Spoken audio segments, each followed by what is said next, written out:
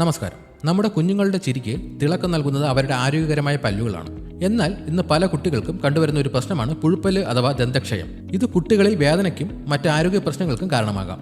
പുഴുപ്പല്ല് വന്നാൽ എങ്ങനെ തിരിച്ചറിയാം, എന്തൊക്കെയാണ് ഇതിന്റെ കാരണങ്ങൾ, ഇത് എങ്ങനെ തടയാമെന്ന് നോക്കാം. പല്ലിന്റെ പുറം ഭാഗമായ ഇനാമൽ നശിച്ച് പല്ലിൽ കുഴികളോ ദ്വാരങ്ങളോ ഉണ്ടാകുന്ന അവസ്ഥയാണ് പുഴുപ്പല്ല്.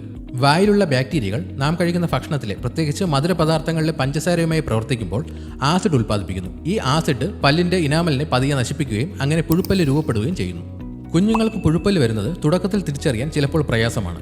ശ്രദ്ധിച്ചാൽ ഈ ലക്ഷണങ്ങൾ മനസ്സിലാക്കാം.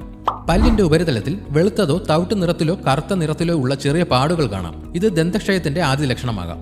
ദന്തക്ഷയം പുരോഗമിക്കുമ്പോൾ പല്ലിൽ ചെറിയ കുഴികളോ ദ്വാരങ്ങളോ വ്യക്തമായി കാണാൻ കഴിയും.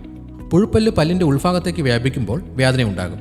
ഭക്ഷണം കഴിക്കുമ്പോൾ, പ്രത്യേകിച്ച് മധുരമുള്ളതോ തണുത്തതോ ചൂടുള്ളതോ ആയ ഭക്ഷണം കഴിക്കുമ്പോൾ വേദന കൂടും.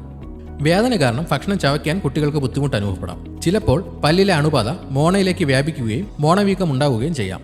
വായ്നാറ്റം പുഴുപ്പല്ലിന്റെ മറ്റൊരു ലക്ഷണമാണ്. കുട്ടികളിൽ പുഴുപ്പല്ല് ഉണ്ടാകാനുള്ള പ്രധാന കാരണങ്ങൾ നോക്കാം.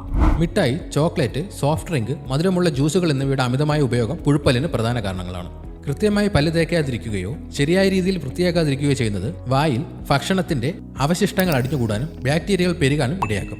കുഞ്ഞുങ്ങൾ രാത്രിയിൽ മധുരമുള്ള പാനീയങ്ങളും മറ്റും കുടിച്ചുറങ്ങുമ്പോൾ പല്ലുകളിൽ മധുരം തങ്ങി നിൽക്കുകയും പുഴുപ്പല്ലിന് കാരണമാവുകയും ചെയ്യും. ചില കുട്ടികളുടെ പല്ലിന് സ്വാഭാവികമായി കുഴിവുകൾ കൂടുതലുണ്ടാകാം. ഇത് ഭക്ഷണത്തിന്റെ അവശിഷ്ടം തങ്ങാനും പുഴുപ്പല്ല് വരാനും സാധ്യത കൂട്ടുന്നു. പല്ലിന്റെ ഇനാമലിനെ ശക്തിപ്പെടുത്താൻ ഫ്ലൂറൈഡ് സഹായിക്കുന്നു. ദിവസവും 2 നേരം ഫ്ലൂറൈഡ് അടങ്ങിയ ടൂത്ത്പേസ്റ്റ് ഉപയോഗിച്ച് പല്ല് തേക്കാൻ കുട്ടികളെ ശീലിപ്പിക്കുക. മധുര പലഹാരങ്ങൾ, ചോക്ലേറ്റ്, മധുരമുള്ള പാനീയങ്ങൾ എന്നിവയുടെ ഉപയോഗം കുറയ്ക്കുക. ഇവ കഴിച്ചാൽ ഉടൻ തന്നെ വായ കഴുകുക. ഭക്ഷണം കഴിച്ച ശേഷം വെള്ളം ഉപയോഗിച്ച് വായ നന്നായി കഴുകാൻ കുട്ടികളെ പഠിപ്പിക്കുക. ഇതുപോലെയുള്ള ഹെൽത്ത് ടിപ്സിനായി ഈ ചാനൽ ഇപ്പോൾ തന്നെ സബ്സ്ക്രൈബ് ചെയ്യുക.